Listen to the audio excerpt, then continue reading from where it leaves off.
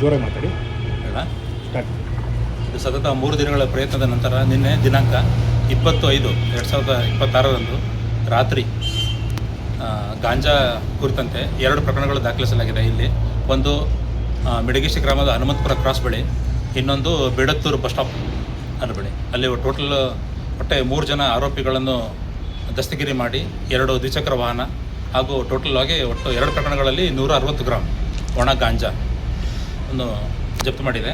ಪ್ರಕರಣ ಒಂದು ಅಬ್ಕಾರಿ ನಿರೀಕ್ಷಕರು ಲಂಕಾಯನ್ಮಯ್ಯ ಹಾಗೂ ಇನ್ನೊಂದು ಪ್ರಕರಣ ಅಬ್ಕಾರಿ ಉಪನಿರೀಕ್ಷಕರು ಲೋಕೇಶ್ ಹಾಗೂ ನಮ್ಮ ಸಿಬ್ಬಂದಿಗಳಾದ ಹಮೀದ್ ಮತ್ತು ಜಗದೀಶ್, ಆಮೇಲೆ ಅಬ್ಕಾರಿ ಉಪನಿರೀಕ್ಷಕರು ಮನು ನಮ್ಮ ಮಧುಗಿರಿ ವಲಯದವರು ಹಾಗೂ ಆದಿನಾರಾಯಣ ಅಂತ ಹೇಳಿ ಒಂದು ಸ್ಟಾಫ್. ಸರ್, ಏನು ಮಾರಾಟ ಮಾಡ್ತಿದ್ರು ಸರ್ ಇವರು? ಮಾರಾಟ ಅಂದರೆ ಮಾರಾಟ ಮಾಡೋಕ್ಕೆ ಸಾಗಾಟ ಮಾಡ್ತಾಯಿದ್ರು.